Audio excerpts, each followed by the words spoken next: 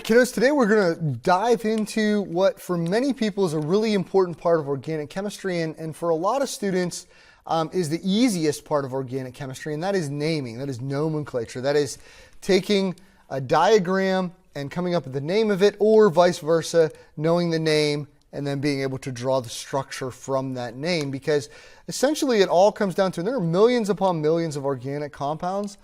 And so what it comes down to is, do you know what organic compound it is? Can you tell them apart? Some of you are already probably stressing just a little bit because you're thinking, wow, I was really terrible at naming in Chem 1. And I will tell you that I think that naming for most of you all is going to be a little bit easier in organic. And the reason for that is that there's a very systematic way that we go about these things. We're going to name all of these things according to the IUPAC system.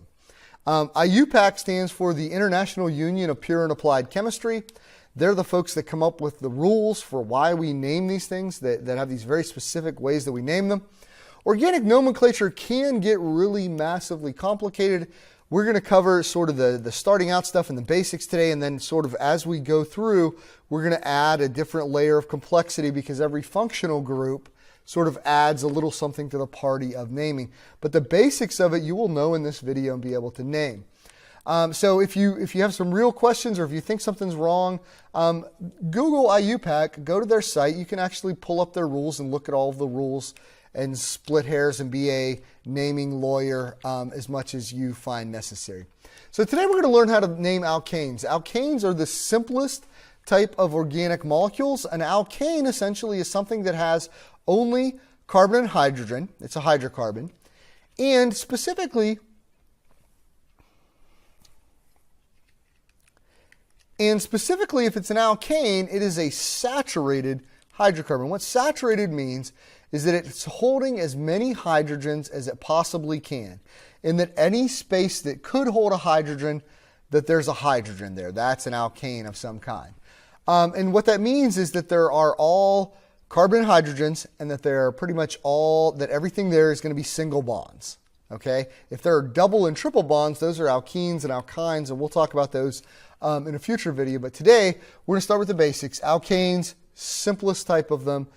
And what you need to know to sort of start naming alkanes, and by the way, this obviously is an example of an alkane. What you need to know to start out naming alkanes is you need to know the base names for what would it be if you had a normal straight alkane, everything's in a line, carbons and hydrogens completely saturated in a row. How would you name them? So we're going to start with that. I'm going to write those on the board here real quick. All right, so here are our bases. I'd like to tell you that you were going to have to do something other than memorize these, but really you just have to memorize these. Most of them will be pretty familiar to you. I mean, nonane, decane, octane, hexane, those are all prefixes that you sort of already know. The prefixes go right along with what you would think they go along with. Hex means 6 because that's what hexagons are. That means it has 6 carbons. Penta means 5, so that's pentane. All of those make pretty good sense. So usually 5 through 10 everybody's okay with. Sometimes 7 and 9 throw students off, but you'll pick those up pretty quick. I went ahead and went to 12. I'll be honest, I think most of the time going through 10 will get you there. But I also know that a lot of college professors will like to throw in some other stuff. You might ask yourself, are there bases beyond that? And the answer to that is, oh, heck yeah. There's a lot of 20 is icosane. I mean, you can go on and go up. If you Wikipedia it, you'll see tons upon tons of those bases. But it's a nice orderly pattern for putting the prefixes in that lets you understand it. The ones that don't sort of correspond to what you would already know, okay, are the first 4, which is methane, ethane, propane, and butane. Now, you've done methane in so many experiments that I don't think, or so many problems, that I don't think anybody's going to have a problem knowing what methane is. Methane is obviously CH4. And what happens is, these are what we call homologous series, in that every time you add a carbon, essentially what you're really doing is adding a CH2, because we're talking about saturated carbons. And so every time you add one in, you're adding a carbon and 2 hydrogens as you go up the chain here. So this is methane, and so therefore ethane would be C2H6, or if we wanted to write it, we could have written it as CH3CH3. Okay. Propane then is going to be C3H8. And remember that what the pattern here is this homologous series, you're essentially adding a CH to each time. What that would mean is, so in ethane, I added another carbon and 2 hydrogens to get ethane. I would put a CH2 in between that to get normal propane, and another one to get normal butane, and so on and so forth. Makes it really easy to sort of draw those condensed formulas and be able to figure those things out.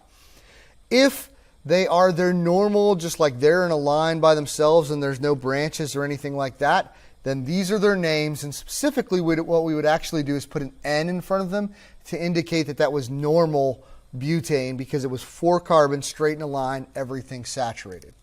Okay? So that's the first couple of rules that you need to know.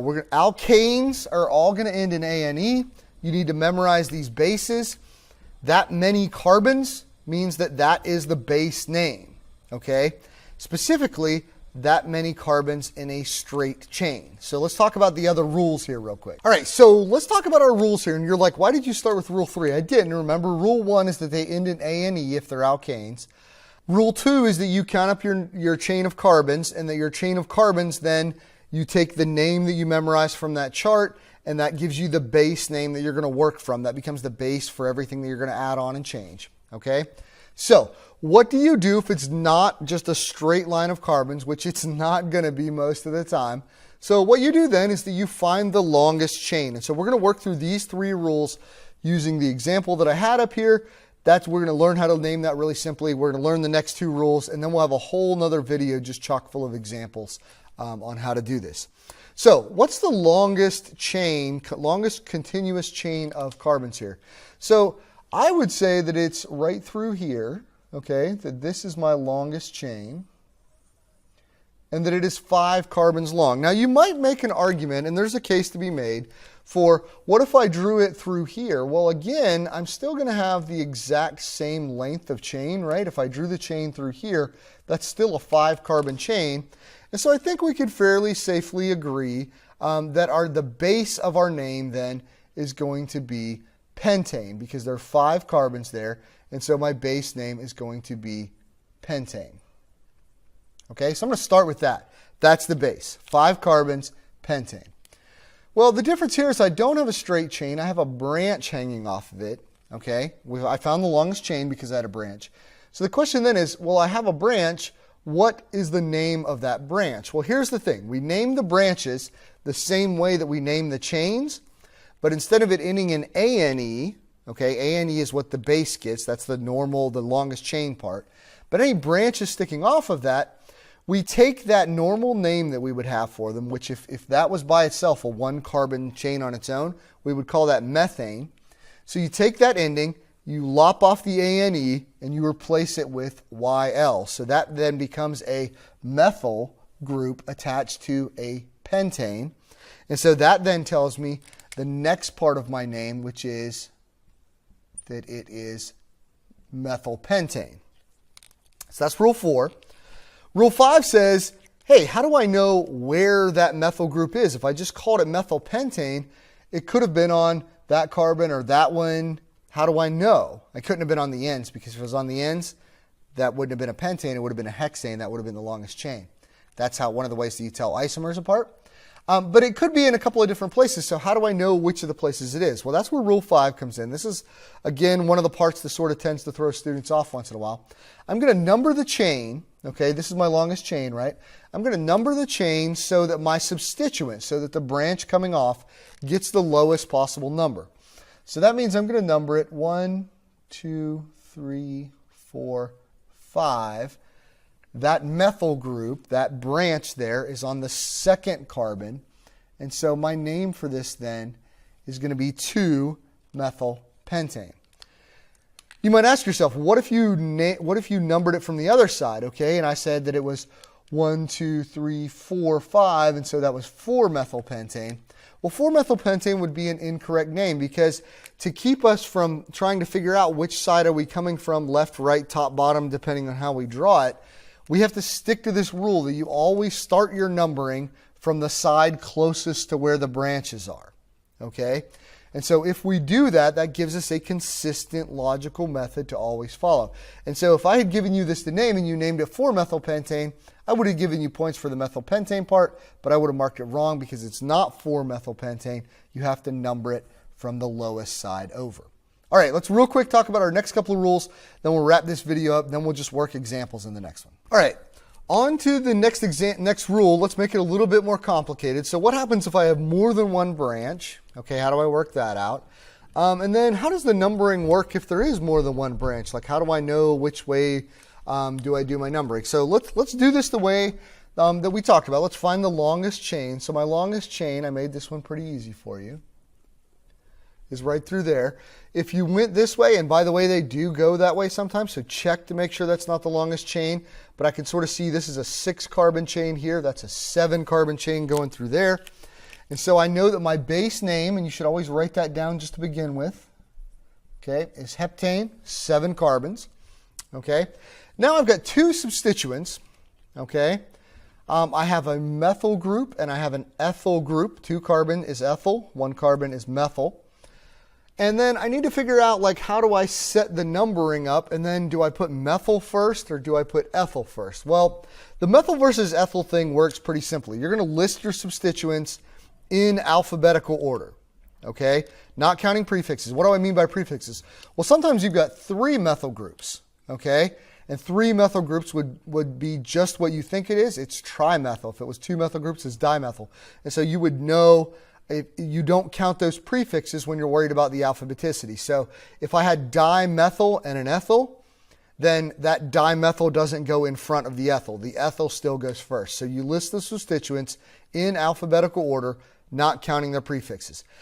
So I know what I know that means then is that I know I'm going to need ethyl, and then I know that I'm going to need a methyl. Okay? Now I need to figure out where are they at. I have to put the numbers in because I have to identify them in some way to know specifically where they're at. And again, this is, do I number from left to right? Do I number from right to left? Which way do I need to go in this case? Well, if I went like I did in the last problem from right to left, that's carbon 1, 2, 3, 4. So it would be 4 ethyl. And then that's carbon 5, so that would be 5 methyl.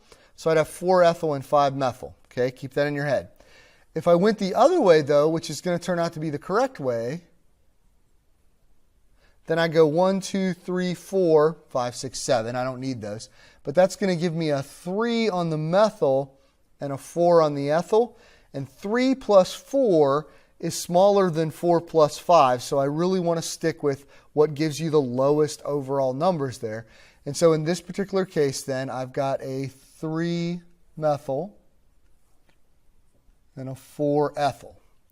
So 4 ethyl, 3 methyl heptane is going to be the correct name for this particular compound. You're like, hey, what about these dashes and stuff? Well, let's talk a little bit about those dashes. All right, so last little bit here, last rule for us is that punctuation matters, okay? Organic nomenclature works on a really systematic method, much like grammar does. In fact, essentially what we're learning today is the grammar of organic compounds. That probably made some of you hate it a lot more. And of course, that does mean that there are exceptions as well, right? But punctuation matters. The way that you word this stuff really matters. So the first thing is that there's no space between the last substituent that you name, which in our case was a methyl, and the parent name or the root name or the base name or whatever you want to call it. So methylheptane is all one word. It's not methyl space heptane. It's methylheptane. And you sort of pronounce it that way too. That you don't pronounce it as methylheptane. It's methylheptane. Okay, one thing all together.